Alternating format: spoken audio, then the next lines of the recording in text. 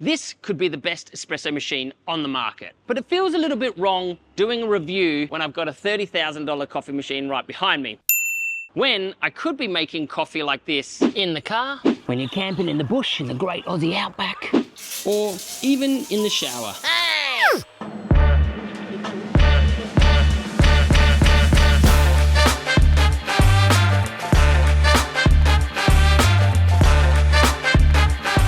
Now, the beauty of this thing, and I'm not suggesting that you do make your espresso in the car, unless it's legal in your country, it's not here, but let's say you are remote, you're out bush, and you don't have an espresso machine with you. It's not easy to make good coffee when you go remote. Australia is such a huge country, lots of empty space, not a lot of great coffee to be found. So taking your own coffee into your own hands is fantastic because it gives you the ability to extract coffee just how you like it. And it's never been easier than with the Brevoy. I was really skeptical about the coffee machine when I first got it because I wasn't sure whether it was going to be good enough. Like, yes, it's unbelievable that it boils the water and then extracts your coffee all in one device, even with a little cup as well. But is it actually good?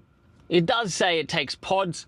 I already know that pods are not good unless you're making them yourself, but you can also put in espresso and it holds almost 18 grams. I found it a little bit hard to get full 18 grams without grinding it finer, which then chokes the machine, but I can get in there close to 16 and a half, 17 grams, and that does make beautiful coffee. Obviously, you're not gonna have milk. You're gonna have a source of milk, or if you wanna heat milk, you might have to take a little thing like the Subminimal, where you can make your milk on the side and then add it here. If you're going bush, it might not be that easy, but what I've found is that all you need if you're drinking a black coffee is your thermos. You take that out, you boil that water, add it in there. It's going to take a little bit of time to boil it back up depending on when it was last boiled, because although it does get to 93 degrees, it does take a long time. And I've been sitting around waiting minutes, literal 5 minutes just for it to boil up to the point where then it can start extracting. So starting with the hottest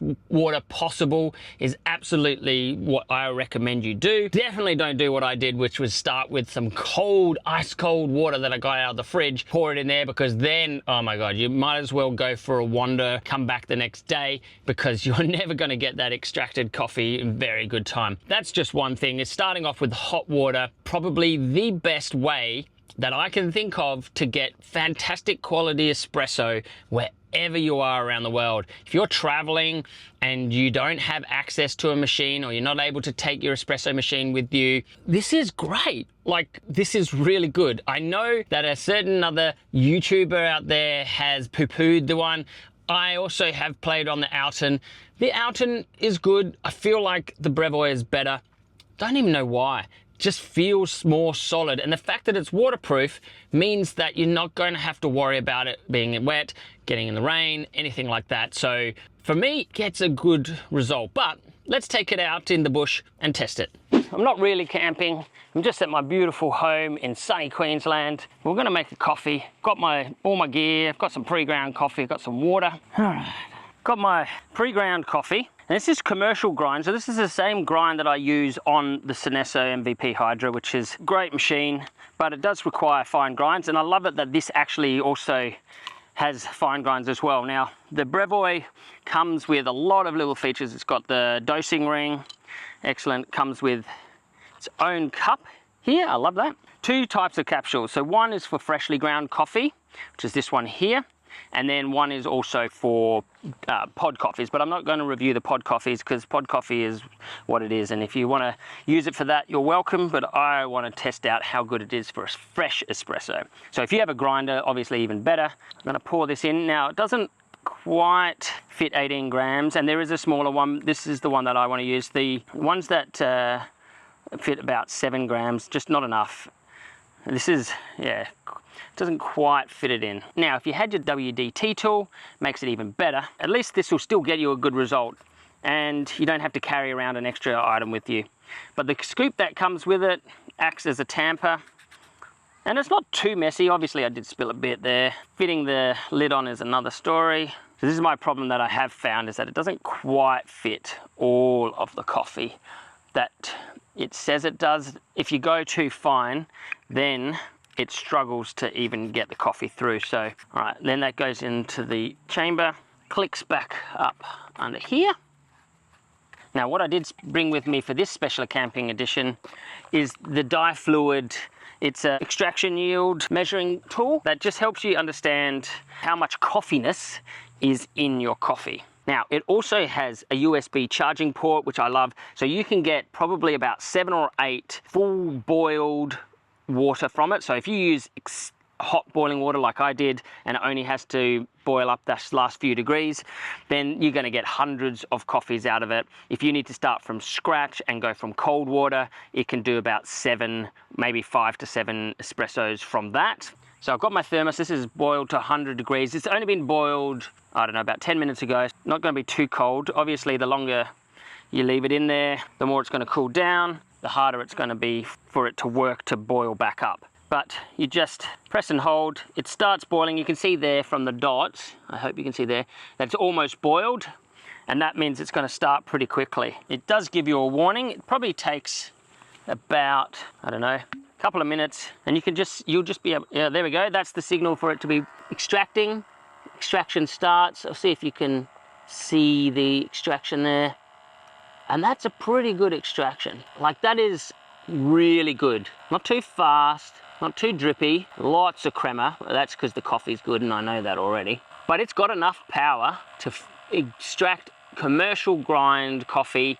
A lot of little home machines don't even have enough power to do that. So you're getting your 15 bar pressure there. That's probably extracting out at about 9 or 10. Really, we're not using this for that. Oh, there we go. It's finished now. I'm not sure how long that was, but it seemed like a reasonable amount of time for that extraction. Just have a look at how good that extraction is. Look at that. That is great. Like, there's a little bit of spots, but like for a machine that's not supposed to be a specialty coffee machine, that is really good. I mean, see how easy that was. And I got my little cup. So now I can just add in some of my hot water and my cold water, and I have a long black ready to go. That's a slightly under extracted flavor, but still fantastic, super duper easy. Cleaning it is pretty easy as well.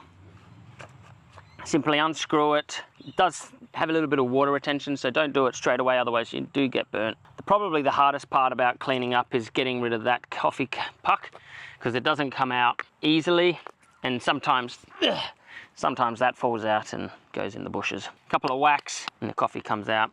Then just give it a rinse out and you're good to make your next coffee. So pretty darn easy for a very, very good coffee result. Like, that is not the best coffee. Obviously, it's not going to be the same as my mega machine. Drinkable, really, really drinkable. Much better than I expected it was going to be. And I know there's other YouTubers out there who poo-poo this style of coffee, but honestly, if you live in Australia, or anywhere in the world where you've got a job where you're out on the field and you don't have access to your latest specialty espresso cafe or anything like that, and you only have a device like this. Okay, let's measure.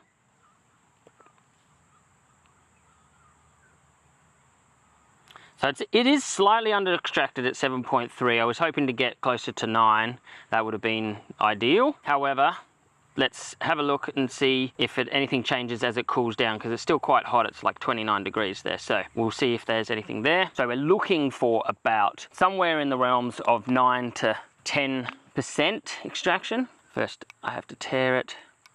Maybe you don't have enough room to carry all the device gear around with you, but you have enough room for this and you have enough room for a thermos. You have got an excellent black coffee made for you right there. Now, so whilst it might not be the best coffee that you can get, that's a darn good coffee from a very cheap and excellent espresso machine. And what I love about this is that it's waterproof, so you can take this in the rain, you can take this camping, you can get it wet, it's not going to ruin it, and you've got fantastic coffee anywhere, absolutely anywhere in the world. Now, the one thing I will say about the Brevoy is the name, because it should be like Brevoy sounds a bit clunky. I know what it's trying to achieve. It's trying to be brew and voyage. Brew on the voyage. I think that's what it's trying to say anyway. But Brevoy just sounds a bit Brevoy. I'm not sure 100% how you pronounce it, but that's it. That's all in one. A fantastic way to take espresso anywhere around the world with you. You know that your coffee's good if you start with good coffee. You know that it's going to do a decent extraction, not the best maybe, but a really good extraction. And you don't have to pay someone else to stuff it up for you. You can do it all yourself. Anyway, I better get out of here because I'm getting eaten alive by mozzies, but I'm Ride, your coffee coach, and as always, enjoy your brew.